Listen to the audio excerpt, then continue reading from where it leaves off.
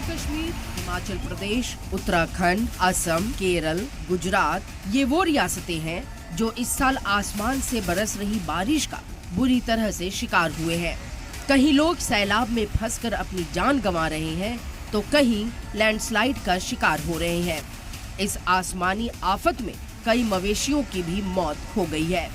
असम में सैलाब और बारिश से आम जिंदगी बेहाल है।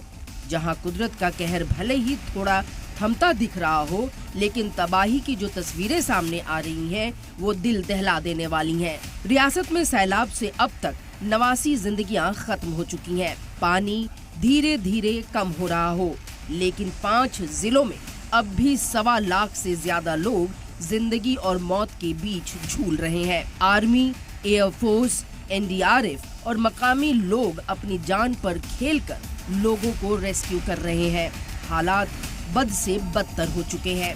सैलाब और बारिश ने सबसे ज्यादा तबाही शिवसागर जिले में मचाई है, जहां सैलाब के बाद सिर्फ तबाही ही तबाही नजर आ रही है। लोगों का दर्द है कि सैलाब में उनका घर बार सब बह गया। बरसों की कमाई मिट्टी में मिल गई। तस्वीरों में दिखाई दे रहे हैं ये टूटे मकान, बिखरे सामान बता रहे हैं कि यहाँ सैलाब और बारिश ने कितनी जबरदस्त तबाही मचाई है।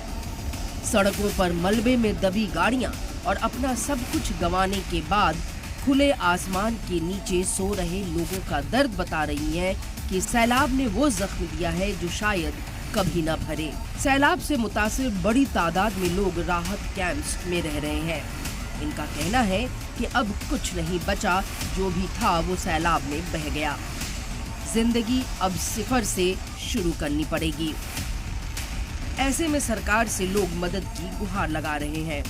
वहीं इस बीच असम में सैलाब से मरने वालों की तादाद भी बढ़ गई है, जहां 95 लोगों की अब तक मौत हो गई है, जबकि सैकड़ों मकान ढह गए हैं। मैदानी इलाकों के साथ साथ पहाड़ी रियासतों में भी आसमानी आफत ने जमकर कहर बरपाया है।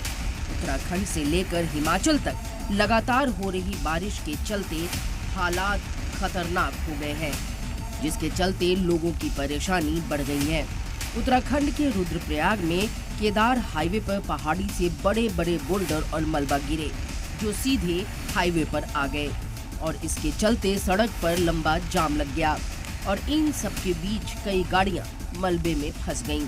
मकामी इंतजामिया ने जेसीबी की मदद से बोल्डर और मलबे को हाईवे से हटाया, जिसके बाद लोगों ने राहत की सांस ली और ट्रैफिक को फिर से बहाल किया गया।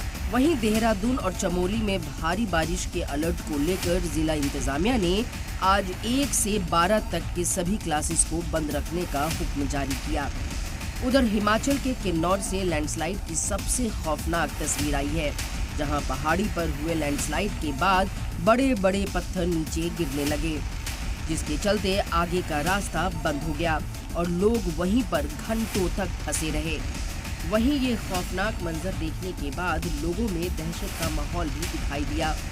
दिल्ली एनसीआर में आज सुबह भारी बारिश हुई, जिसकी वजह से सड़कों पर लंबा जाम लग गया। वहीं कई सड़कें दरिया बनी नजर आईं, जिनकी वजह से लोगों की मुश्किल बढ़ गई। पानी भरने के बाद नोएडा, गाजियाबाद में ट्रैफिक की रफ्तार धीमी पड़ गई। भारी बारिश ने एक हंसते खेलते परिवार को पल भर में उजाड़ दिया। नगर कोतवाली क्षेत्र के महुली मोहल्ले में एक 100 साल पुराना जर्जर मकान बारिश के दौरान भरभरा कर ढह गया। हादसा नगर कोतवाली क्षेत्र के महुली मोहल्ले में हुआ, जहां करीब 100 साल पुराना मकान गिर गया।